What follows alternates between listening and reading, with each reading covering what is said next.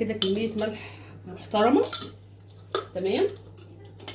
بصوا بقى، ممكن كده بالظبط احطها على الحله، ممكن زي ما هي كده بالظبط انا ادخلها واحطها على الحله على طول واسيبها تسيح.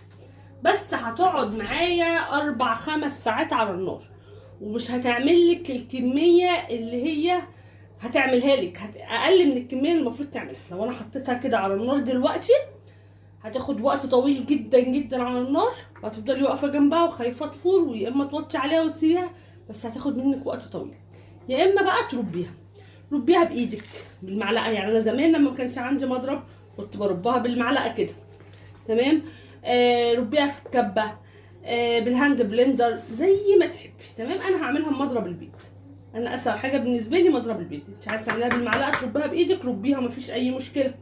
عايزه تربيها بمضرب البيت ربيها بمضرب البيت، عايزه تحطيها